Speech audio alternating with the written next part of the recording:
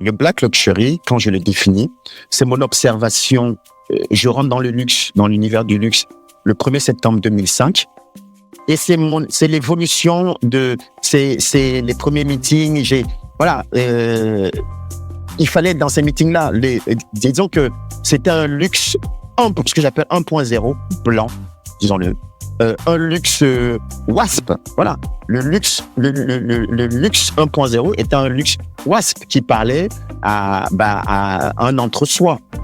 Et quand le luxe évolue, je vois bien qu'il y a une forme de mondialisation. Il y a des boutiques Hermès qui s'ouvrent aux États-Unis, qui vont commencer, qui ne sont pas encore en Chine, mais qui vont commencer à s'ouvrir en Chine, qui vont dans le monde. Et quand tu vas dans le monde, tu es forcément au contact de d'autres cultures. Donc, tu dois te métisser au bout du bout. Tu ne peux pas rester totalement blanc. Et le Black Luxury, c'est ça, c'est l'évolution du 1.0 vers le 3.0, c'est-à-dire un luxe qui a muté, un luxe qui aujourd'hui parle s'inspire des cultures d'ailleurs. C'est les luxes venus d'ailleurs qui s'inspirent de ces luxes-là et à travers des inspirations, mais aussi une consommation. Parce que le consommateur, le client du luxe, il a bien évolué et ils sont là. Il est là le driver de la croissance du luxe. Si le luxe a autant explosé, ce n'est certainement pas grâce au WASP. Ce n'est certainement pas grâce au luxe 1.0. C'est parce que il y a eu les Russes, au moment de la chute du mur de Berlin, les clients russes sont arrivés. Ils n'étaient pas anglais, ils n'étaient pas américains, ils n'étaient pas français ou italiens. C'était des Russes. C'était déjà une autre culture. Ensuite, et là, dans ma définition du Black Luxury, le premier client du luxe aujourd'hui, le premier Black Luxury, il est Yellow. Le premier client du luxe, il est chinois. Il est asiatique. Le deuxième client du luxe, il est afro-américain. Le troisième client du luxe, il est latino. Et le quatrième client du luxe, il est africain. On oublie toujours l'africain, mais il est.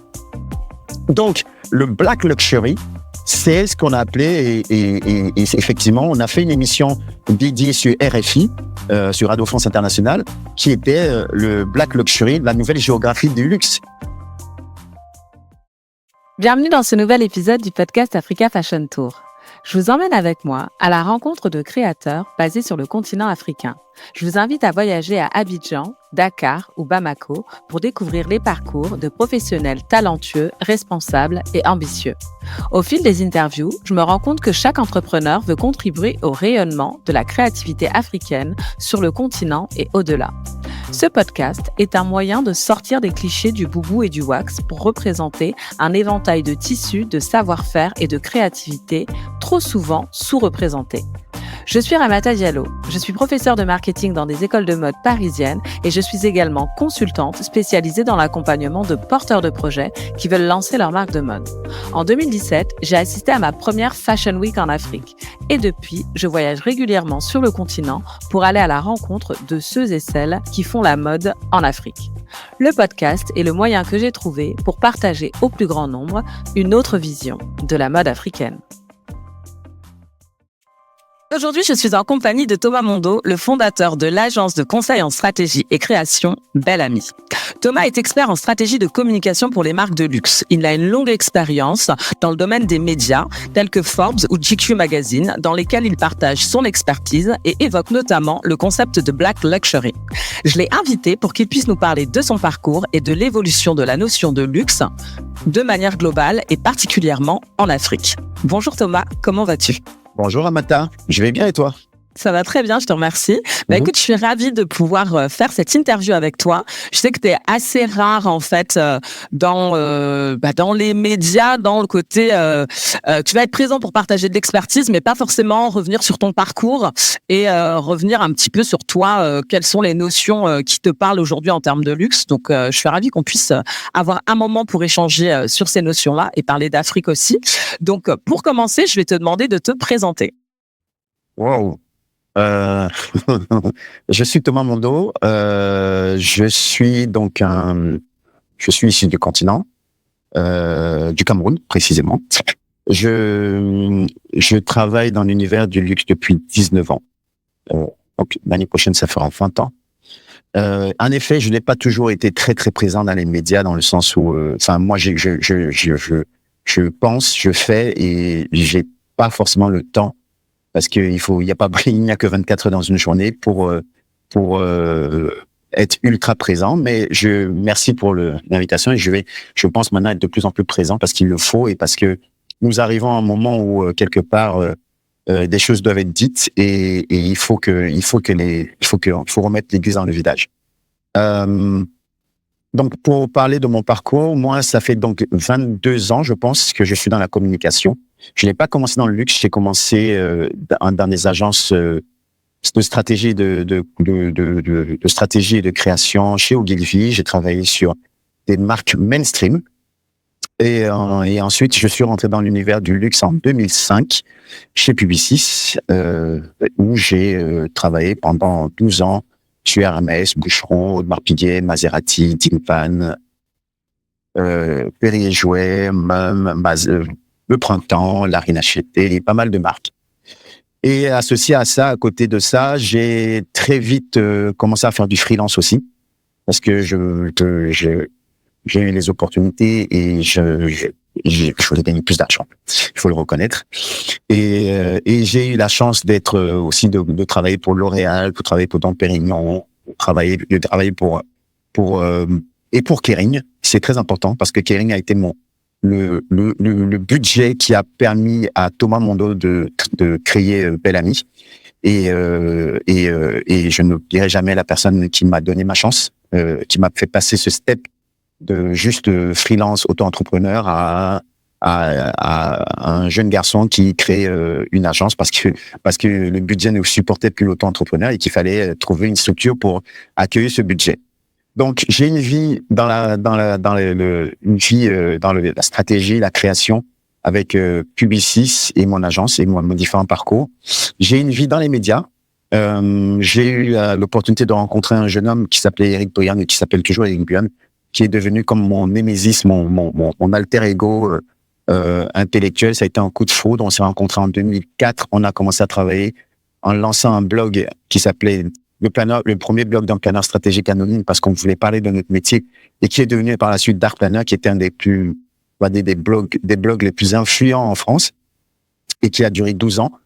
Et donc on travaillait à la fois le jour chez Publicis et la nuit on travaillait pour nous sur Dark Planner.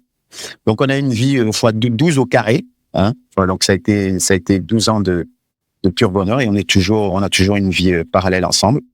Et ensuite, dans les médias, j'ai travaillé pour GQ, qui est venu me voir en même temps que l'aventure Dark Planner. Et ensuite, j'ai eu Forbes.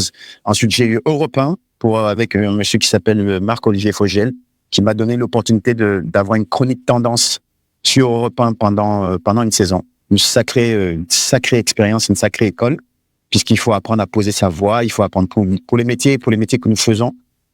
C'est hyper important quand vous avez la matinale d'Europe 1 et que vous devez parler tendance. Vous avez 2 minutes pour parler à la France. Vous avez 1 million, 2 millions de personnes qui vous écoutent. Ça met la pression. Et c'est autre chose que d'être dans une salle de réunion pour présenter. Et enfin, après Europe 1, après Forbes, je pensais avoir arrêté. Et puis Forbes Afrique et le journal du luxe, mon complice de toujours Eric, m'ont reconvaincu de redonner, de retravailler, de réécrire. J'avais déjà l'agence. Donc c'est beaucoup de travail, mais bon, quand je peux, je le fais. Voilà. Donc le Forbes, j'agis en tant que luxury editor. Donc tout ce qui va être question de luxe, va pas passer par mon prisme en général. Et puis le journal du luxe a une place particulière dans le sens où en 2017, quand je pars du groupe Publicis, que je lance mon agence, mon complice de toujours, Eric, parce qu'il l'avait déjà écouté, il m'avait déjà entendu, il m'avait vu évoluer, puisqu'on travaillait depuis 2005 chez Publicis ensemble. Il avait vu l'évolution, il avait observé l'évolution du luxe, mais il avait aussi vu que j'amenais des choses différentes. Et j'avais développé un concept qui s'appelait le Black Luxury. Et il m'avait donné la possibilité, au moment où il lance le Salon du Luxe, c'était le Salon du Luxe 2017, de présenter ce concept au monde du luxe, à la France et au monde du luxe. Et ensuite, d'en faire une chronique dans le journal du luxe. J'en fais moins, malheureusement, et je promets à Eric de réécrire un peu plus. Voilà. Très bien. Bah, écoute, je te remercie. C'est un parcours assez dense. Moi, il y a certains éléments sur lesquels j'aimerais revenir avec toi parce qu'il y a des éléments notamment liés, à ton travail qui sont peut-être pas familiers en fait du grand public. Notamment, tu parles de planning stratégique. Est-ce que tu peux nous expliquer ce que c'est, sachant que c'est le cœur de ton métier, en tout cas d'une partie de ton expertise. C'est quoi le planning stratégique dans l'univers du luxe et des marques pour lesquelles tu as pu travailler? Alors, le planning stratégique est un métier très rare. Est un métier rare. Et quand je dis planning stratégique, parce que c'est un métier il y a toujours des tendances dans les métiers. C'est le métier qui est un peu hype. Et donc, du coup, moi, je suis planeur depuis, je vais dire, vraiment, véritablement, depuis 21 ans. Et en fait, il y a différentes formes de planning stratégique. Donc, le planning est un métier qui a évolué. Il y a la première génération du planning stratégique, c'était vraiment la partie études. Donc, quand vous regardez Mad Men, la série de HBO, sur Mad Men, c'est le monsieur qui fait des études. C'est ça, la première génération du planning. C'est un métier qui est né dans les agences anglo-saxonnes pour apprendre à étudier le consommateur. Ensuite, il y a eu une évolution qui est plutôt une évolution, je dirais, française. C'est les agences françaises, une ou deux agences françaises véritablement, notamment TBWA, qui est une grosse agence française dans laquelle j'ai travaillé, qui notamment est celle qui a lancé Apple avec la disruption, qui a créé une philosophie de publicité qui s'appelle la disruption, qui a lancé Apple, qui travaille beaucoup pour McDonald's. Et en fait, avec cette agence et avec les agences françaises, on est arrivé à ce qu'on appelle le planning stratégique, plutôt deuxième génération, qui est sociologique. C'est-à-dire, après les études, tu étudies le consommateur et tu vois les évolutions du consommateur à travers la sociologie. Typiquement, Bourdieu, Deleuze. Ça te permet de comprendre ce que va vouloir le consommateur, ce qu'il va apprendre.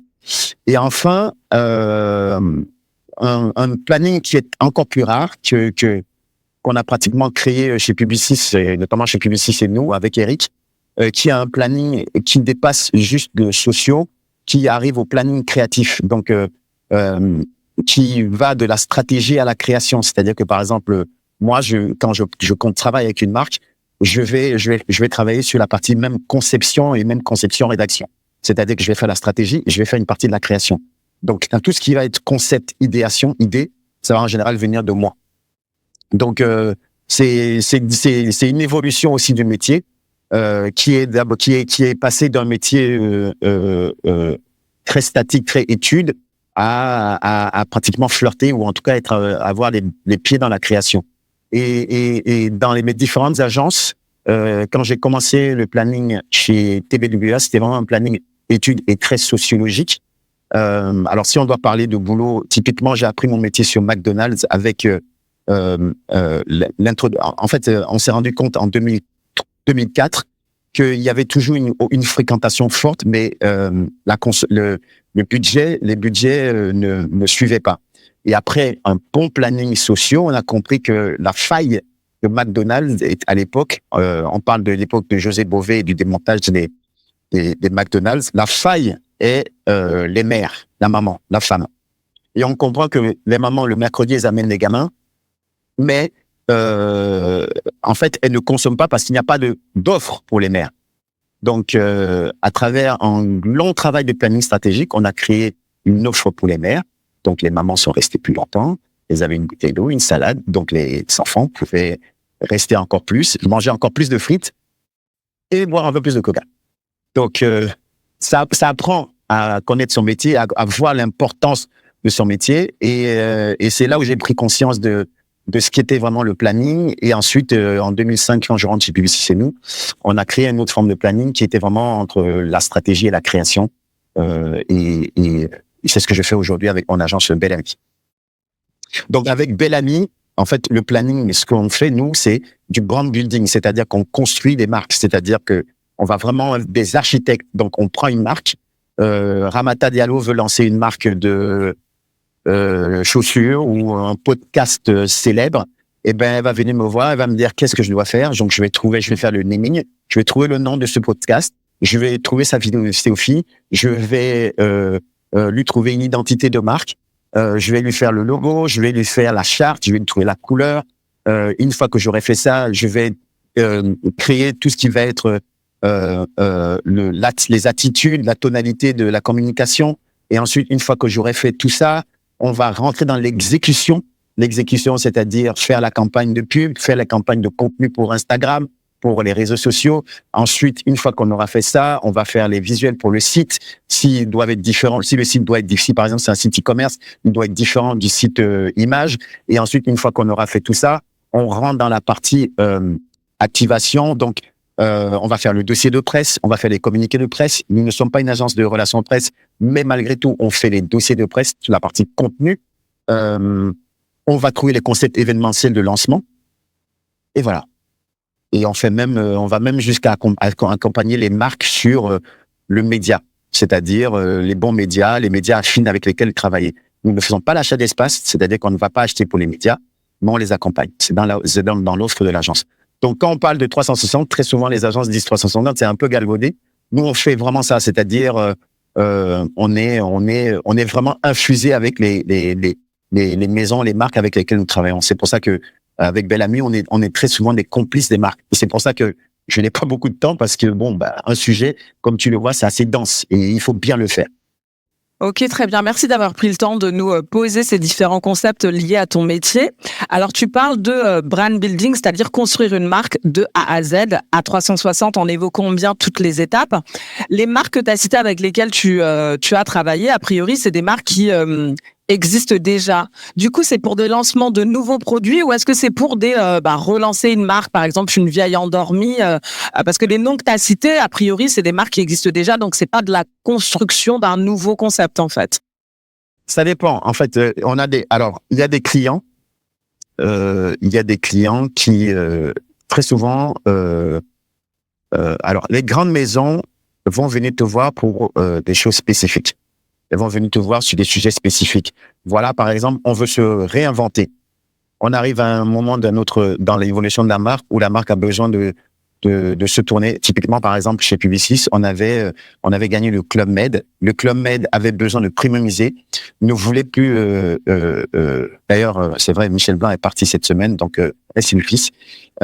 Le Club Med voulait dépasser cette image, par exemple, des clubs, des villages. Et voulait se premiumiser, donc attirer une clientèle beaucoup plus premium, beaucoup plus fortunée, beaucoup plus positionnée haut, avec un positionnement beaucoup plus fort. Et du coup, on avait donc d'ouverture de Club Med 5 tridents qui sont vraiment le top du top. Et pour le coup, il y avait une communication image différente. Tu te dis bien que tu ne vas pas parler à des CSP++, ou des ultra high net worth individuals, comme tu vas parler aux Kidam, les codes ne sont pas les mêmes. Donc, on a dû réinventer la communication du Club Med. Par exemple, Hermès, si on doit prendre le cas d'Hermès, Hermès, c'est un métier, c'est un client particulier pour les agences pour laquelle je travaillais, parce que c'est un client qui était très imbriqué avec l'agence. Il y avait une vraie collusion, une vraie relation, une vraie fusion entre Publicis et Hermès, parce que c'est une agence depuis 40 ans. Et donc, moi, j'ai travaillé pendant 12 ans, et donc, en fait, la relation était très, très, très forte. Donc, par exemple, j'ai eu l'opportunité de participer à la création d'un métier chez Hermès, LMH, la montre Hermès. Quand j'arrive en 2005 chez Publicis, le 1er septembre 2005, Hermès a eu un succès avec, je crois, la première montre Arceau, si je m'abuse. Je crois que c'était Arceau, je ne me souviens plus. Mais en tout cas, ils ont un premier succès on va dire, dans l'horlogerie, mais c'est pas de l'horlogerie, c'est-à-dire qu'ils ont un succès et c'est des montres où il n'y a pas de mouvement, par exemple. Parce que les montres, t'as les montres à pile, t'as les mouvements, le premier mouvement, c'est le mouvement état. Donc, c'est vraiment, c'est Swatch, le Swatch Group qui le fait, c'est le basique. Et ensuite, des grandes maisons de typiquement Patek Philippe, Audemars Piguet, Rolex, ils créent leur mouvement. C'est pour ça que on parle de mouvement manufacturé. Et Hermès n'avait pas ça. Et donc, la chance que j'ai eue, c'est qu'au moment où je rentre chez Publicis, on avait gagné Audemars Piguet. Et donc, c'est un univers qui me plaisait. Et je travaillais déjà beaucoup sur Audemars Piguet pour l'agence.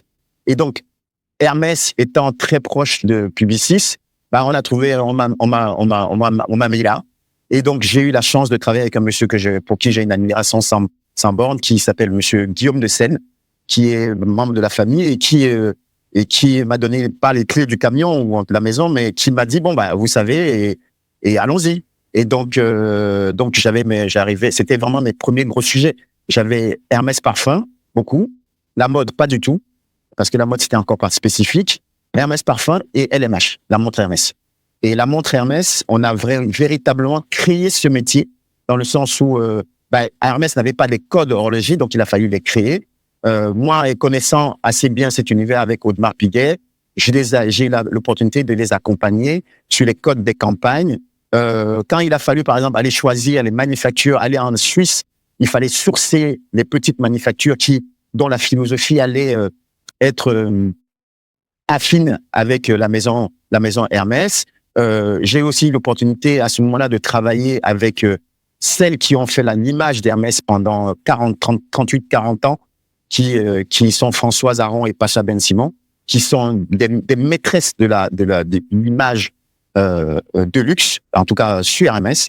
Hermès, c'est elles, ou elles sont Hermès plutôt. Et j'ai eu l'opportunité de travailler avec elles vraiment. C'est-à-dire que c'était pas juste des petits sujets, on était infusés, j'étais avec elles, je devais écrire leurs notes, elles écoutaient mes idées, et c'est aussi comme ça que j'ai appris à la dure. C'est-à-dire que c'est pas comme aujourd'hui où il faut être dans la caresse perpétuelle. C'est aussi comme ça que tu apprends. C'est-à-dire que c'était des vrais sujets, des sujets lourds, et j'ai eu je me rends compte aujourd'hui avec le temps que c'était une chance inouïe. C'est de créer un métier pour Hermès. C'est des choses qui n'existent plus aujourd'hui. Et puis j'étais avec Eric. Voilà, on n'était pas 10. Hein, il y avait moi, Françoise, Pacha, Monsieur Dessène, les équipes Hermès, et puis les équipes qu'on a été sourcées en Suisse. Donc c'est une opportunité unique. Donc pour les grandes maisons, les sujets sont, bien sûr que tu ne vas pas réinventer toute la maison, parce que c'est des marques et des maisons qui sont structurées. Autre sujet, par exemple, on en parlera, en 2017, la maison Dior Couture est venue me voir sur un sujet bien particulier. C'était le département des ressources humaines est venu me voir parce qu'il n'arrivait plus à attirer les jeunes femmes qui sortaient des grandes écoles, ESSEC, HEC, Parsons, Saint Martins. Il n'arrivait plus à attirer ce qu'on appelle des top guns, c'est des filles vraiment hyper calibrées. Pourquoi? Parce que on connaît tous les a priori qu'il y a dans le monde de la mode ou du luxe, mal payé, et c'est ce que je leur ai dit.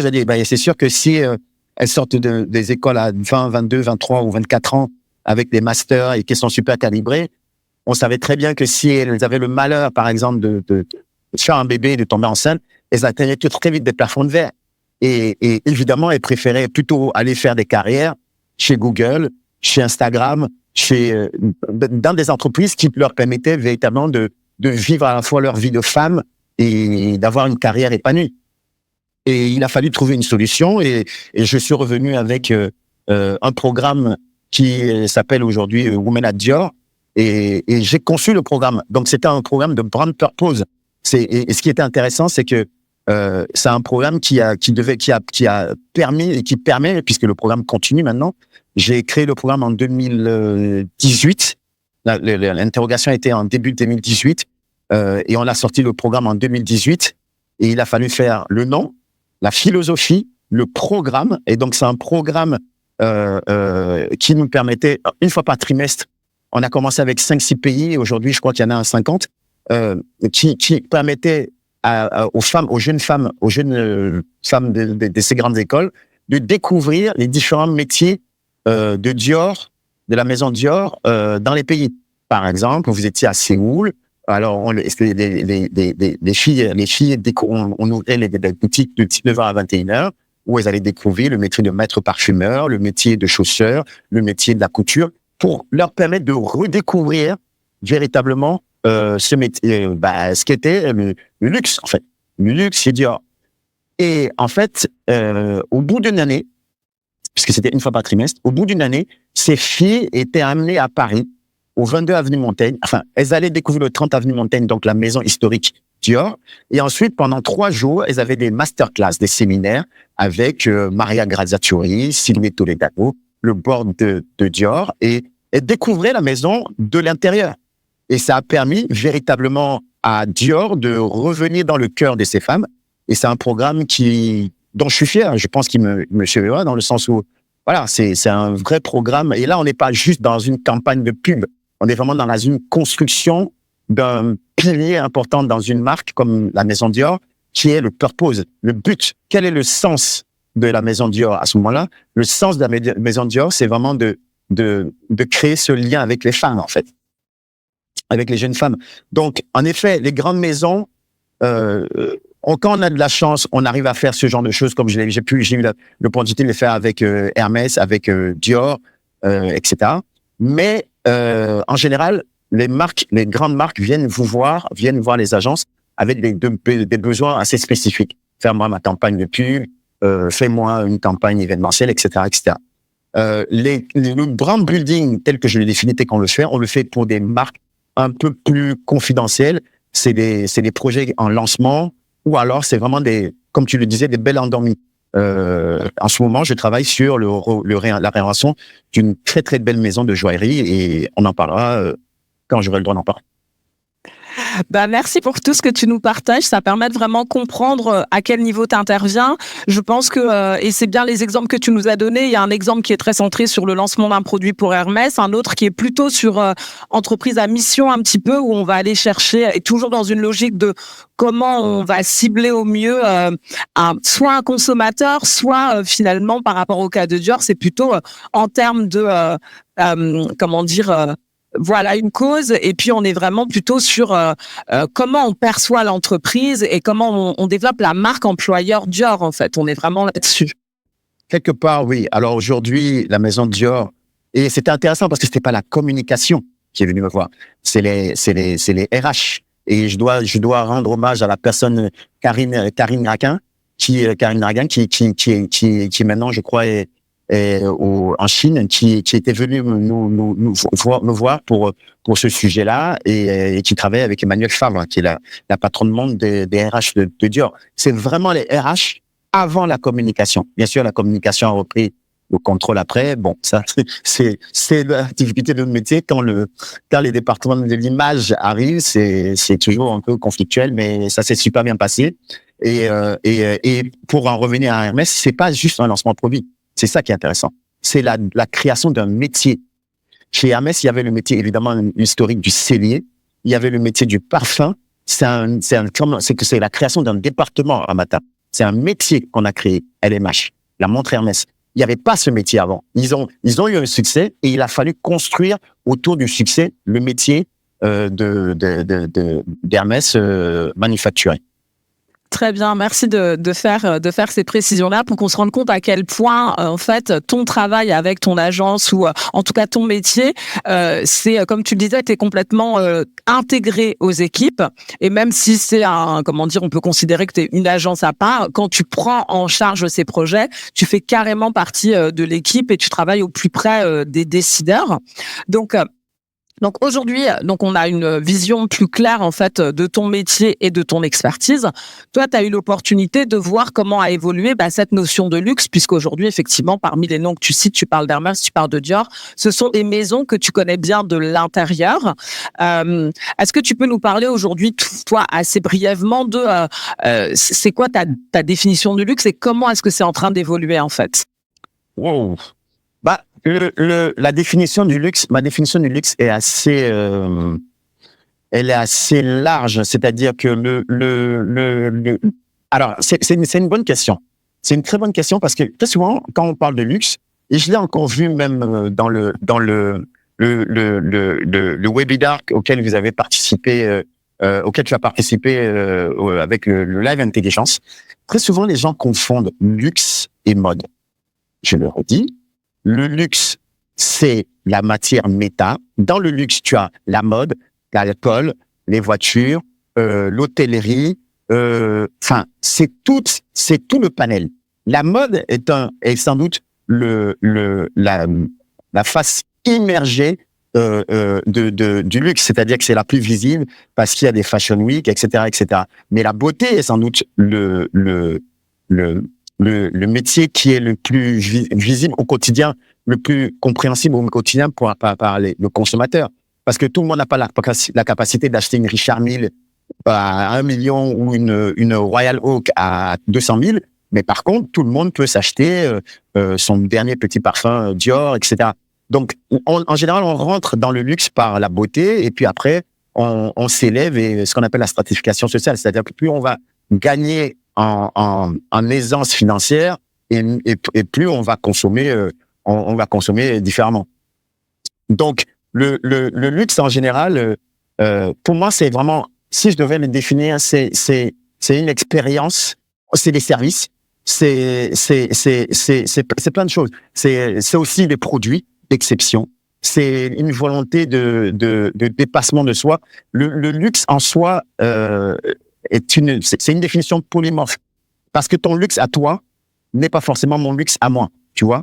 Mais si on devait vraiment le définir, c'est ce qui est exceptionnel, ce qui est rare, on parle aussi parfois de curiosité, tu vois, ce qui est unique. La dimension unique et singulière est très importante dans le luxe pour moi. Très bien. Alors, c'est intéressant ce que tu évoques quand tu dis, effectivement, on a tendance à associer luxe, défilé, front row des défilés et mode. Et quand on voit, en fait, aujourd'hui, des investissements de Bernard Arnault et de différents groupes dans l'hôtellerie, on voit énormément de stars qui lancent leur marque d'alcool. On voit ces mouvements-là et on se dit, bah tiens, c'est bizarre. Habituellement, ils ont des partenariats plutôt avec des marques de mode. Et on voit effectivement comment, en fait, quand on voit là le partenariat récent de la Formule 1 avec LVMH, on comprend ce que tu es en train de dire en termes de définition, où finalement la mode, c'est qu'une partie d'un univers qui est beaucoup plus vaste. Toi, tu penses que cette évolution-là que l'on voit de plus en plus avec des hôtels, de la Formule 1, tout un univers qui apparaît de plus en plus visible pour, je dirais, le commun des mortels, parce que je pense que y a une certaine élite qui est au courant de ça, qui est au fait de ça, et pour qui, à la limite, la manière dont ils vivent le luxe, c'est pas du tout lié à la mode. Et là, on se rend compte que ça commence à s'infuser, en fait, beaucoup plus fortement. Les marques affichent encore plus la dimension, en fait, luxe comme quelque chose de très global, en fait, et comme un lifestyle. Eh ben voilà, c'est le terme que j'allais te dire. Voilà, tu l'as dit. En fait, le luxe avant, et là, on parle vraiment de l'évolution du luxe. Le luxe avant était uniquement pour une élite, les privilégiés. Le luxe, quelque part, naît en Afrique. On va y revenir, mais les pharaons, c'est le luxe absolu. L'or, la notion d'or même, et même le soleil, qui est aujourd'hui un symbole, par exemple, de la place Vendôme et de Louis Vuitton, c'est Ra, c'est le soleil. C'est le dieu absolu en Égypte. Et en fait, comment dire, c'est toute une question de lifestyle. Le luxe, au début, était uniquement pour les 1% ou les 3%. C'était vraiment une niche. Mais le luxe, à travers sa globalisation, au moment où le luxe est passé de la dimension artisanale à la dimension globale et qu'elle est devenue une industrie, donc on parle de la formation des grands groupes, c'est-à-dire LVMH dans les années, on parle donc la fin des années 90, LVMH, PPR, avant que ça ne devienne Kering. À ce moment-là, à partir du moment où on rentre dans des dimensions, des logiques industrielles, il faut s'agrandir. Il faut agrandir la niche. Il faut passer de la niche à toucher le portefeuille à agrandir le portefeuille des clients. Et c'est d'ailleurs un peu le problème du luxe, c'est-à-dire que plus tu vas t'ouvrir, plus tu vas te mainstreamiser. Donc l'équilibre doit être très tenu entre, c'est ce que Jean-Noël Copferra appelait le principe d'ouverture-fermeture, c'est-à-dire tu dois à la fois être exclusif pour tes clients anciens, pour qu'ils se disent toujours, on a toujours cette notion d'exclusivité, mais tu dois quand même aller chercher la croissance. Et le problème, c'est que la croissance, parfois, devient une décroissance en termes d'equity, en termes de désirabilité, tu vois. Donc, typiquement, Louis Vuitton arrive à un stade où Voilà, tout le monde va dire Hermès et moins Louis Vuitton parce que Louis Vuitton a explosé les codes. Aujourd'hui, tu as des hôtels, sans doute un hôtel Louis Vuitton qui va ouvrir. Enfin, Vuitton, ils sont partout. Mais tout ça, c'est associé à un lifestyle global. Tu vois? C'est-à-dire qu'aujourd'hui, le client du luxe, il a envie de vivre son expérience de luxe dans sa voiture. Il a envie de vivre son expérience de luxe quand il voyage. Il a envie de vivre son expérience de luxe quand il va se poser en vacances et boire siroter sa tequila. Mais surtout, on vit tous des expériences de luxe aujourd'hui. Et c'est pour ça que le luxe est sans doute la matière la plus importante au monde. Et ça, les gens, à l'époque où je donnais des cours, j'avais participé à la création d'un master pour l'UESG, master de luxe. Je donnais un cours et je commençais toujours parce que les étudiants, tout de ah, mais le luxe, on ne comprend pas, c'est uniquement pour les privilégiés. Et moi, je disais, non, c'est faux. Je prenais 3 exemples. Je regardais les filles, je disais, mais toi, ton rouge à lèvres, ton lipstick, c'est quoi? Et évidemment, sur les 25 étudiants, j'avais une classe de 25 personnes, donc en général, j'avais 20 filles. Sur les 20 filles, les 20 avaient des lipsticks Yves Saint Laurent, Dior, Fenty, voilà. Et deuxième exemple, je disais, excusez-moi, montrez-moi vos téléphones. Le téléphone, on a pratiquement tous des iPhones, c'est des objets de luxe. Il faut se souvenir de ce qu'était le téléphone avant iPhone, avant Apple. C'est des objets de design, des objets de désir. Regardons les ordinateurs aujourd'hui, les Macs. C'est des objets de design, c'est des objets de luxe. Et en plus, j'ai envie de te dire, au prix où coûte l'iPhone 16, c'est bien un objet de luxe. D'ailleurs, Apple a rapidement fait un partenariat avec Hermès. C'est bien, c'est en cela qu'il faut voir la globalisation. Le luxe est devenu global parce qu'on veut tous s'élever. Le luxe est une façon de se dire, j'y suis arrivé. C'est une façon aussi de se valoriser. Tu vois? Aux États-Unis, par exemple, alors, on caricature souvent les communautés hip-hop en disant, oui, c'est bling. Oui, mais bon, c'est une façon de se dire, je m'élève dans la société. Et c'est important. Et il faut regardons aujourd'hui, pourquoi est-ce qu'on, parce que le luxe est associé à la qualité. Ah, donc, quand je bois une bonne tequila, je veux boire une tequila de qualité. Quand je voyage, je veux faire un voyage de qualité. On parle aujourd'hui, par exemple, l'Orient Express. L'Orient Express, c'est un cas hyper intéressant. Au moment où on parlait d'EasyJet, où on parlait de vols low cost, etc., c'est intéressant de voir qu'on revient au train, qu'on revient au temps long, qu'on revient à cette expérience du début du XXe siècle. Pourquoi? Parce que les gens ont besoin de se réapproprier leur temporalité, le temps. Parce qu'on se rend compte que le luxe, c'est ça aussi, c'est le temps. C'est-à-dire, c'est avoir du temps pour soi, c'est se faire du bien à soi. Et c'est ça que ça permet. Quand tu te mets un rouge à lèvres, ça te permet de gagner de la confiance. Ça te permet de te sentir bien. Quand tu as un beau costume Berluti, tu te sens différente. Quand tu marches, quand tu peux te permettre de t'acheter une paire de stilettos Amina Moadi ou Manolo ou allez, pour les plus ouverts, Christian Louboutin, tu es différente. Ta posture est différente. Ta confiance en toi est décuplée. C'est ça le luxe. Très bien, très intéressant en tout cas ce que tu évoques entre, je veux dire la différence que l'on peut faire entre un Hermès qui va entretenir quelque chose de très exclusif et qui va pas la jouer mainstream et de l'autre côté un Louis Vuitton où on a ce sentiment de ça devient commercial, ça devient très accessible, il y a une volonté vraiment d'être connu et reconnu par tout le monde et très identifié et ça reste 2 stratégies qui sont pertinentes dans l'univers de luxe même si elles sont totalement différentes. Absolument. Ces 2 modèles. Il faut reconnaître que la maison Vuitton est un succès énorme parce qu'aujourd'hui les gens à la base, Vuitton c'est d'abord un maltier. C'est ça qui est incroyable, c'est un maltier qui aujourd'hui, quand je pense qu'en termes de visibilité, on parle beaucoup plus de Virgil Abloh, Pharrell Williams et de Nicolas Yessière que des malles et des sacs qui sont encore le cœur du business de Louis Vuitton. Louis Vuitton fait aussi des garde-temps. ils font énormément de choses. Ils font des parfums. Mais bon, c'est une question de perception et je pense que c'est assumé. C'est la première maison, ce que j'appelle moi la méta maison, qui a atteint les 20 milliards, la marque des 20 milliards d'euros, dollars en termes de chiffre d'affaires. Mais n'oublions pas, il y a différents modèles. Aujourd'hui, Hermès est vu comme la définition ultime de la maison, de la marque de luxe, et c'est normal. Parce que Hermès a des icônes, parce que Hermès a son modèle unique. Et aujourd'hui, au moment où le luxe, on va dire, décroît ou ralentit, on voit bien que Hermès, ça continue. C'est ça la force de ce modèle.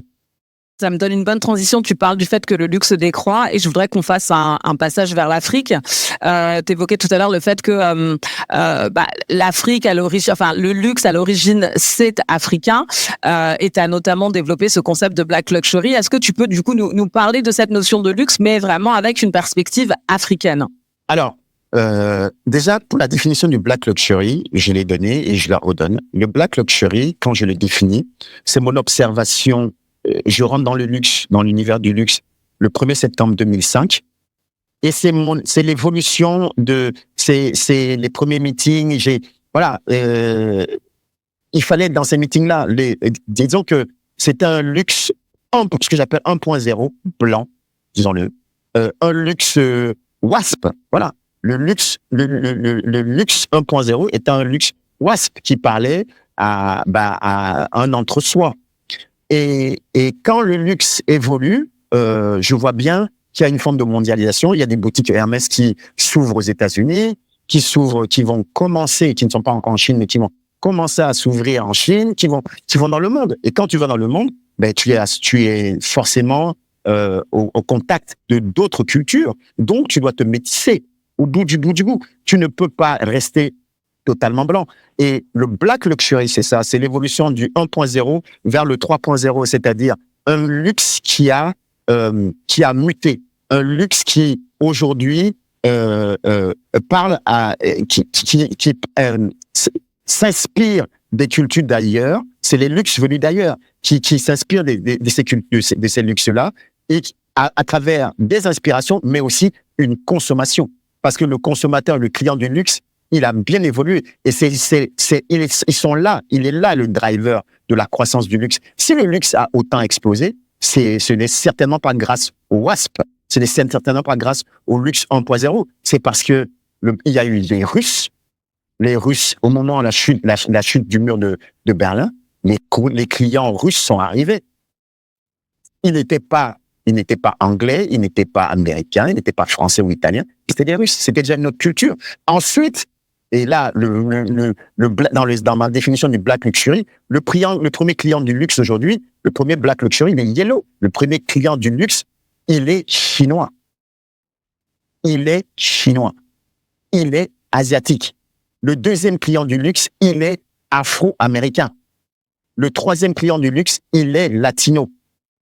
Et le quatrième client du luxe, il est africain. On oublie toujours l'africain, mais il est. Donc, le Black Luxury, c'est ce qu'on a appelé, et effectivement, on a fait une émission dédiée sur RFI, sur Radio France Internationale, qui était le Black Luxury, la nouvelle géographie du luxe. Et moi, c'est dans ma redéfinition de Black Luxury, j'en parle dans un livre à sortir, qui sort, écrit par Eric Brion, qui sort sur le luxe et la génération Z. Je parle véritablement en m'inspirant de Goethe, qui parlait die Weltkultur, donc les cultures d'ailleurs. Moi, je dis die Weltluxus. C'est les luxes venus d'ailleurs. C'est ça, le Black Luxury. Et on peut pas dire qu'aujourd'hui, et c'est en cela que j'ai été un peu chagriné, pas choqué, chagriné, à travers le live auquel tu as participé, parce que j'ai entendu quelqu'un que j'aime beaucoup et pour qui j'ai un respect mais immense, parce que c'est une légende dans notre métier et moi j'ai eu la chance de le croiser, je le croisais de temps en temps, Louis Saint-Honoré, c'est une légende. Mais cette légende ne peut pas dire la mode africaine ne peut pas dire la mode africaine doit s'occidentaliser. C'est impossible. La mode africaine n'a pas à s'occidentaliser. C'est comme si on disait quand Issey Miyake arrivait ou Kenzo, la mode japonaise doit s'occidentaliser. Non, non. C'est comme si on parlait des Indiens avec leur sari. Est-ce qu'on dit la mode indienne doit s'occidentaliser? Non. Elle est ce qu'elle est. C'est des cultures. C'est ça qui est intéressant. Le luxe absolu, c'est la culture. Et c'est la culture de la différence. C'est la culture de la singularité. Il ne faut pas opposer, mais il faut associer. Il faut ajouter. C'est ça qui fait la richesse. Et pour en conclure, non, la mode africaine est elle n'est pas portée que par des Noirs. Moi, personnellement, je peux aussi bien mettre un boubou qu'un costume. Et en vrai, quand je vais sur certains événements, je peux aussi porter aussi des vestes indiennes. Ça m'arrive. Et d'ailleurs, je tiens à rappeler que Jack Lang portait des col Mao. Il faut s'en souvenir. Il portait des col Mao quand il faisait les questions au gouvernement le mercredi quand il était ministre de la Culture. C'est ça, c'est la culture. Le luxe, c'est ça. Et l'Afrique aujourd'hui, le Black Luxury et l'Afrique aujourd'hui est le cœur du luxe, est le futur du luxe. Et ça, qu'on le veuille ou pas, c'est simple. Le client chinois n'aura pas, à cause du Covid, il a changé. Le client chinois ne va plus venir. Ou il va venir, il va consommer différemment. Et ça, les maisons de luxe, elles le savent. Elles en ont bien conscience. Elles se sont ajustées. Et aujourd'hui, les maisons de luxe, elles vont chercher la croissance où elle est. Et elle est où la croissance? Elle est en Amérique un peu, mais surtout en Afrique. Beaucoup. Et du coup, quelles sont les stratégies que ces marques de luxe, elles mettent en place pour aller chercher la croissance en Afrique? Parce qu'on voit pas encore, en tout cas, de boutiques ouvrir. Pour autant, elles sont présentes en Afrique. C'est quoi les leviers qu'elles utilisent pour, ce Black Luxury, il s'exprime comment? Est-ce que c'est une élite africaine qui voyage et qui donc vient à Paris pour acheter? Ou vient Avenue Montaigne, vient Place Vendôme. Et quand c'est l'effet inverse, les marques, en fait, quand elles sont sur le continent, comment elles s'implantent et puis qu'est-ce qu'elles proposent, en fait? Est-ce que c'est le luxe tel qu'on l'entend? Est-ce que c'est le rouge à lèvres dont tu parlais tout à l'heure? Est-ce que c'est quoi les produits de luxe, en fait, qui sont vendus en Afrique? Cosmétiques, à fond. Tu l'as dit tout à l'heure, alcool. Alcool. C'est un exemple qui est simple. Dans le top 10 mondial de pays consommateurs de cognac, il y a l'Afrique du Sud, il y a le Nigeria, il y a aujourd'hui la Côte d'Ivoire. Dans le top 10, c'est sûr, il y a entre 2 et 3 pays africains. Dans le top 10 des pays consommateurs de champagne, il y a l'Afrique du Sud, le Nigeria, la Côte d'Ivoire. Voilà. La mode. Alors, le problème véritablement dans l'implantation, c'est la distribution aujourd'hui. C'est la distribution. Parce que, effectivement, la structuration de la distribution n'est pas aussi aboutie qu'au Moyen-Orient, qu'en Amérique, ou qu'en Europe, ou qu'en Chine. C'est vrai. Mais, premièrement, j'ai beaucoup aimé le fait que Bénédicte Épinay puisse nous dire que la clientèle africaine était grande consommatrice de la première Air France. Évidemment, qui a sauvé Air France? Au moment du Covid, il faut en avoir conscience. Et c'est en cela que je pense que les décideurs, les penseurs, les connaisseurs, les experts du monde du luxe doivent se réveiller. Qui a sauvé Air France, compagnie française? C'est le client africain, c'est l'Afrique. Parce que c'était le seul continent qui était ouvert où il y avait des vols. Et les vols étaient pleins. C'est ça la vérité. Tous les Africains savent, quand ils doivent rentrer chez eux, les prix les plus chers, la marge, elle est faite où? Elle est faite en Afrique, sur les vols. Paris-Douala. Moi, je vais au Cameroun une fois par an pour aller voir ma famille, pour amener mon fils, voir d'où il vient, ses racines. Le prix Paris-Douala, c'est entre 1600, 2000 euros en économie. En éco. Oui, c'est 6000 kilomètres. Le même vol Paris-New York, je pense qu'on est à 600 €. Voilà. Donc, la marge est faite en Afrique. Donc, il faut arrêter l'hypocrisie. Et les marques le savent très bien. Le consommateur, le client africain est un gros consommateur de luxe.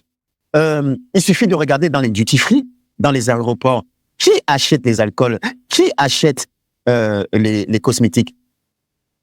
C'est facile. Il y a une hypocrisie en France. L'hypocrisie en France, c'est on ne fait pas de segmentation par rapport aux nationalités, par rapport aux races. On ne fait pas de profiling. Ce qui est une pure hypocrisie parce qu'on l'a fait, le profiling. Le profiling, tu le fais à partir du moment où quand tu es dans un aéroport et que tu es en duty free, tu dois donner ton passeport. Si tu donnes ton passeport, on sait de quelle nationalité tu es. Donc, les maisons savent, le business, l'univers sait qui et comment dépense. Et c'est pour ça qu'aujourd'hui, toutes ces maisons commencent à se tourner vers l'Afrique.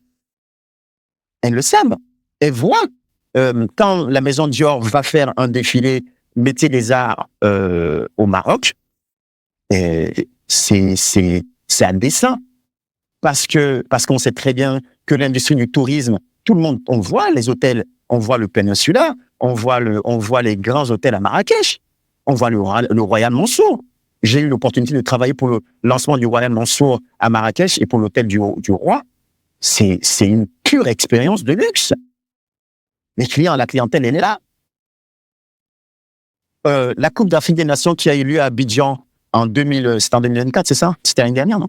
2023-2024, je sais plus. Ben, on a bien vu pourquoi toutes les activations des marques de luxe, Hublot, les clients, la clientèle africaine voyage beaucoup. Et ça, elle voyage beaucoup. Les maisons de luxe en sont conscientes. Il faut juste regarder Avenue Montaigne, Place Vendôme. On a caricaturé les sapeurs, mais les sapeurs, ils ont démocratisé les maisons de luxe. Écoutons les chansons des sapeurs. C'est eux qui ont fait la réputation de Yohji Yamamoto, des grandes maisons japonaises. C'est eux. Weston, les grands clients Weston. L'un des plus grands clients Weston. Papa Wemba, ils le savent. Peut-être qu'ils l'ont oublié. Mais je pense qu'il s'achetait une paire de Weston, 2 paires de Weston. C'est documenté, tout ça. Donc, l'Africain a toujours été un client en consommateur de luxe. Maintenant, il commence à avoir conscience de son influence. Mais pas assez. Si on avait juste conscience de l'influence, parce que c'est celui qui paye qui a le pouvoir, en fait. Les Chinois, ils l'ont bien compris. Je rappelle le scandale qui a eu lieu dans un grand magasin parisien où des clients chinois n'avaient pas été traités correctement. Ils ont appelé au boycott du grand magasin, mais le grand magasin s'est fendu dans le communiqué de presse et d'excuses dans les 2 heures parce qu'ils avaient conscience de la puissance du client chinois ou asiatique. C'est aujourd'hui la prise de conscience d'un continent. C'est aujourd'hui la prise de conscience d'un consommateur, de sa force. C'est ça qu'il faut. Alors merci pour ce partage. Effectivement, on comprend la manière dont les marques elles vont s'intéresser aux clients africains. Je pense qu'elles s'y intéressent déjà, mais c'est pas affiché. Et effectivement, elles ont des listes de clients VIP et dans ces listes-là, elles savent très bien qui et où et à qui envoyer les dernières nouveautés. Il y a énormément de personnel shoppers qui sont ici à Paris et qui travaillent avec des clients qui sont en Afrique. Et donc, il y a toute une économie, j'ai envie de dire, confidentielle, sous-marine, de marques de luxe bien implantées à Paris qui travaillent régulièrement qui font du business avec l'Afrique, qui en sont parfaitement conscientes. Mais c'est vrai que quand on entend les analystes du secteur du luxe, on va beaucoup parler de l'Asie. Et comme aujourd'hui il y a un repli au niveau de l'Asie sur, ils voyagent moins et ils consomment plutôt sur leur territoire. Il commence aussi à y avoir un mouvement dont on a envie de consommer nos propres marques, notre propre luxe. Clairement, on va voir les années à venir vont être intéressantes pour voir comment vont évoluer les marques de luxe en termes de stratégie vis-à-vis de l'Afrique. Mais c'est simple, la nature a horreur du vide et il faut bien que les chiffres d'affaires, c'est aussi l'avantage d'être sur les marchés. C'est-à-dire que les maisons de luxe, elles sont obligées de se repositionner. Elles sont obligées de se repositionner vers ceux qui sont intéressés par elle. La Chine a une politique. Parfois, j'ai eu l'opportunité de travailler pour Tencent, le grand médiathèque chinois. Bah, j'ai arrêté. J'ai compris. C'est impossible. C'est impossible. Mais moi, je pense que regardez, pourquoi est-ce que Fenty Beauty, parce que c'est du business, hein. Pourquoi Fenty Beauty s'implante en Afrique ou au Nigeria? Pourquoi L'Oréal lance une offensive au Nigeria? Pourquoi MAC Cosmetics lance une offensive au Nigeria, en Afrique? C'est pour ça. La bataille se déplace. Et il faut que l'Afrique prenne conscience de son importance sur l'échiquier du luxe. Comprenez? Et surtout, moi, j'ai l'opportunité, en 2023, je crois, oui, 2023, j'ai eu une mission d'accompagnement du groupe L'Oréal, je peux le dire maintenant, L'Oréal France, notamment, sur qu'est-ce que la culture noire? Et ça a été une mission hyper intéressante et hyper enrichissante pour moi et pour eux, dans le sens où, bon, je suis content parce je pense qu'ils en sont sortis nourris et ils ont compris, mais ils avaient besoin d'appréhender la culture africaine et la culture noire, parce que c'est encore deux choses différentes, de façon marketing, vous voyez?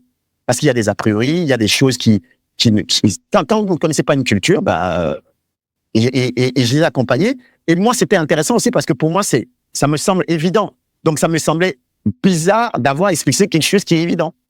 Donc, ça s'est fait. Maintenant, si on en revient donc, de toute façon, clairement, il y a un vrai intérêt des marques.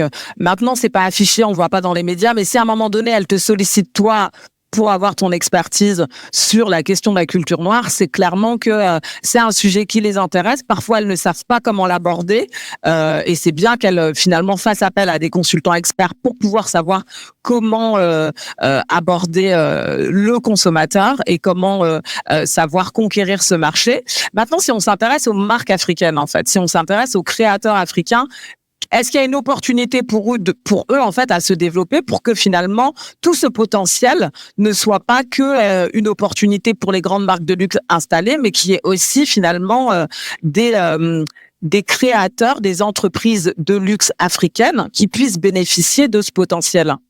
Bien sûr. C'est l'exemple le plus, la tête d'affiche, on va dire, de la mode du luxe africain. C'est le LVMH Prize winner TB Mabubu qui a défilé au Tranoï il y a 8 jours. Et moi, la démarche de TB Mabubu, au-delà du fait que ce soit un effet d'annonce, moi, ce qui m'a intéressé, ce qui m'intéresse dans son approche, c'est le fait qu'il décide non pas de vivre et de continuer à faire vivre sa marque en France, dans l'Occident, mais qu'il ait décidé, bien qu'il ait eu le soutien de LVMH, de le faire en Afrique, en corrélation avec la réalité locale. C'est ça qui est intéressant. Ce qui est intéressant, c'est de voir des marques comme Maxosa, qui est une marque sud-africaine aussi, qui va promouvoir un savoir-faire africain unique, un savoir-faire, une expertise incroyable. Moi, ce que je trouve intéressant, c'est je travaille en ce moment pour une des marques africaines en termes de maroquinerie. C'est exceptionnel le travail qu'ils font. Et je suis sur un vrai travail de fond de marque, de naming, de philosophie, de plateforme de marque, de construction de brand building, comme j'ai expliqué. Et là, on est au stade où on a fini l'identité visuelle et on rentre dans la phase de création des assets et de création de la campagne, de création des contenus, etc., etc. Et ça fait 7-8 mois que nous travaillons sur véritablement comment positionner cette marque face à Delvaux, face à Hermès, face à Louis Vuitton, et il n'y aura pas de complexe parce que cette marque est exceptionnelle. Donc, les marques africaines arrivent, bien sûr, et il faut qu'elles soient totalement, à partir du moment où tu as la maîtrise de ton savoir-faire, la maîtrise de ton process, de ton process industriel, il y a bien David et Goliath, c'est dans la Bible. Donc, il ne faut pas avoir de complexe. Il faut juste être sûr de son fait, sûr de son craft, sûr de son savoir-faire, sûr de ses produits, et puis proposer. Le client est intelligent. Bien sûr que le client a bien conscience que on a vu le scandale. Après, c'est ça. On a vu le scandale avec la maison Dior en Italie, des sacs qui sont créés à 300 €, mais qui sont revendus à 2005. Et ça, c'est le pouvoir de la marque. Moi, ça me scandalise pas, hein, mais c'est le pouvoir de la marque. C'est le marketing que tu payes. C'est la désirabilité de la marque, c'est son histoire. C'est la caution que la marque t'amène. Vous voyez? Donc, moi, derrière, c'est aussi le travail que je vais faire pour cette marque. Et j'en suis fier parce que c'est la première... c'est la deuxième marque, mais la première marque africaine pour laquelle j'ai travaillé, c'était une plateforme de e-commerce africaine qui s'appelait Jendaya, pour laquelle j'ai travaillé en 2002. Et la deuxième marque, c'est cette marque qu'on lance courant 2025. Et je sais déjà que ça va être un carton. Parce que le produit est exceptionnel, parce que la philosophie est exceptionnelle, parce qu'il y a un savoir-faire sénégalais du cuir qui est unique. Parce que j'ai déjà été voir les acheteurs des grands magasins et qui sont déjà totalement emballés. C'est maintenant à nous de bien travailler. C'est maintenant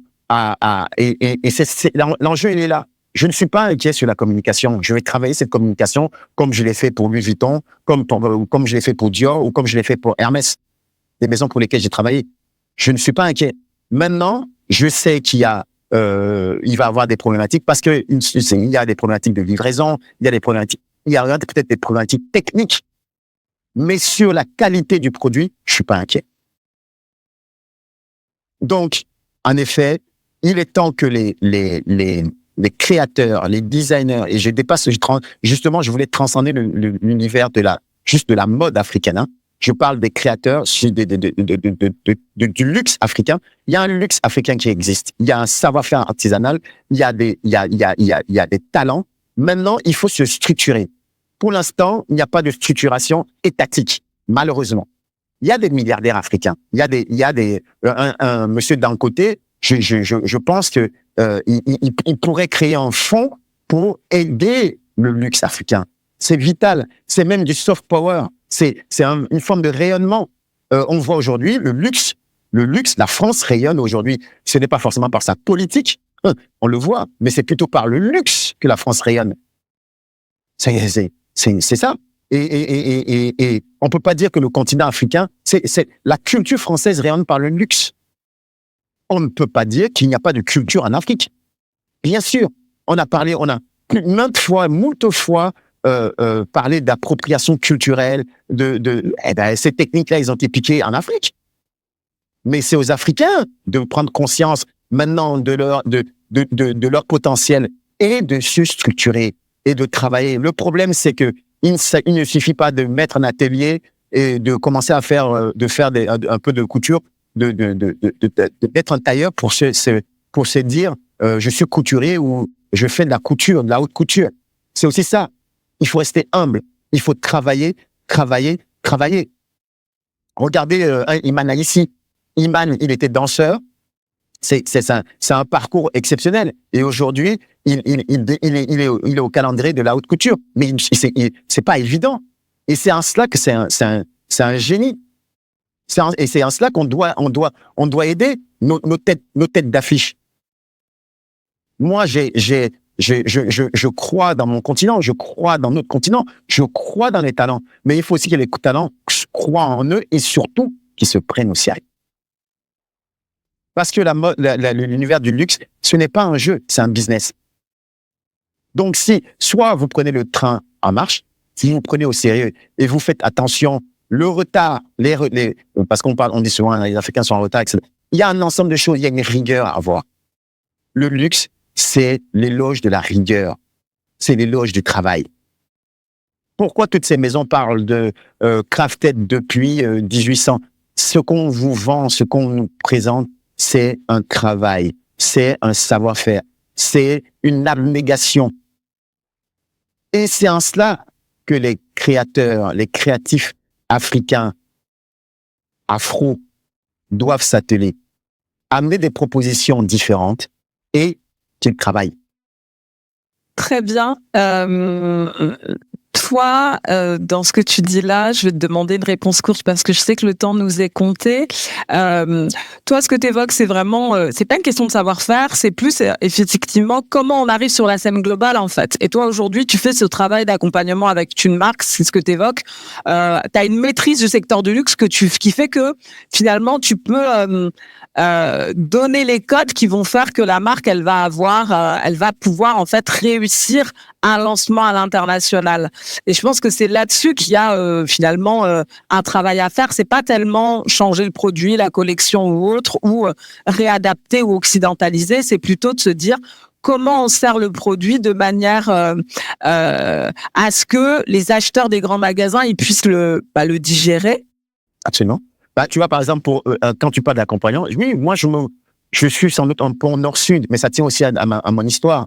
Je suis né au Cameroun, mais j'ai fait une grande partie de ma vie en Occident et j'ai voyagé. J'ai une partie de ma famille qui est en Asie, qui est cambodgienne, et j'ai fait une partie de ma vie aussi dans le monde de l'art aux États-Unis. Je suis je suis pour la défense de la culture afro. Je suis partenaire d'une foire d'art qui défend la culture afro. Et quand on parle de culture afro, c'est l'Afrique, la diaspora, les Afro-Américains, les Caraïbes et les Latinos, parce qu'on les oublie. Mais il y a une culture afro au Brésil, en Colombie, au Mexique.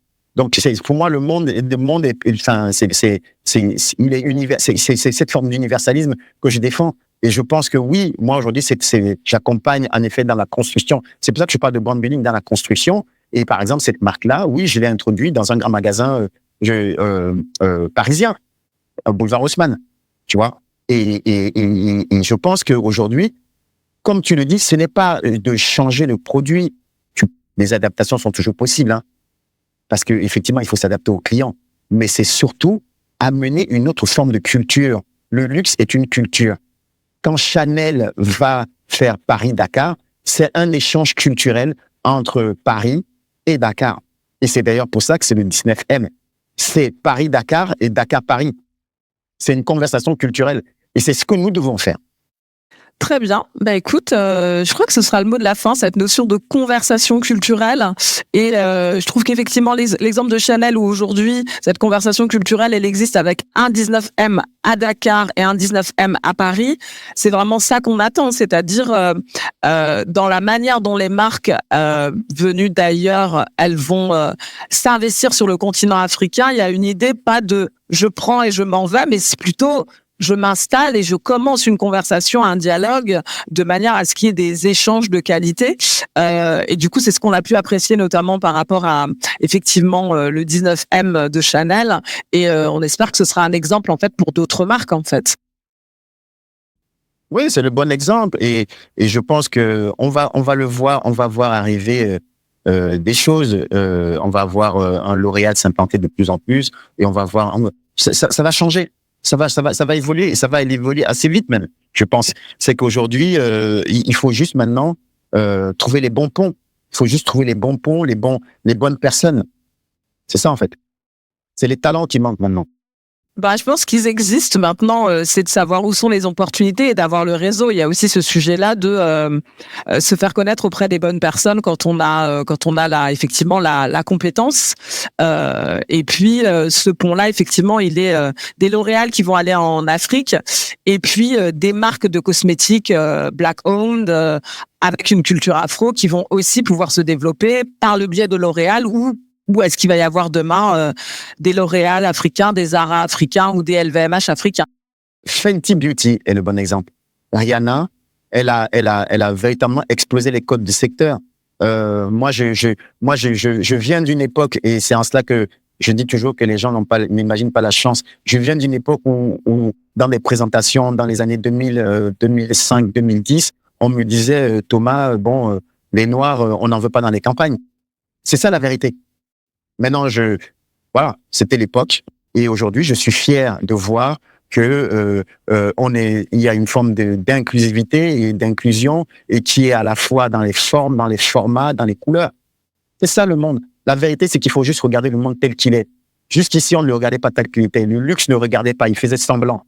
Le luxe prenait l'argent mais ne regardez pas la vérité. Maintenant, le luxe est obligé de regarder la vérité parce que le monde, ainsi va le monde. Et j'en suis fier. Et je suis content qu'on ne soit pas resté dans les années 2000, les années 2005 que j'ai connues et qu'on soit aujourd'hui dans les années 2024. Et je suis très excité par le futur, en fait. Bah écoute, ce sera le mot de la fin. On participe en fait à créer un futur dans lequel cette notion de luxe, l'Afrique va pouvoir prendre en fait sa place dans cette notion de luxe. Exactement. De manière vraiment avoir une reconnaissance en fait, parce que je pense que c'est pas quelque chose qui n'existe pas, c'est quelque chose qui est là, qui est présent, mais qui est méconnu et qui est pas suffisamment reconnu. Je te remercie beaucoup pour ton temps, pour tout ce que tu nous as partagé d'expertise. Je pense qu'on aura l'occasion de discuter notamment au moment du lancement de cette marque sénégalaise dont tu parles sur 2025. Avec plaisir. Ça pourra être l'occasion d'un nouvel épisode. En tout cas, merci beaucoup. Merci. Et je te dis à très vite en Afrique ou ailleurs. J'adore. Merci Amaka, je t'embrasse. À très bientôt. Ciao. Merci d'avoir écouté l'épisode jusqu'au bout. Je vous invite à pratiquer quelques petits gestes à impact fort pour m'aider à gagner de la visibilité sur ce podcast. Vous pouvez partager l'épisode à 3 de vos amis. Vous pouvez laisser un commentaire sur Apple Podcast ou Spotify. Je vous invite également à cliquer sur les 5 étoiles pour donner de la force. Je vous dis à très vite en Afrique ou ailleurs.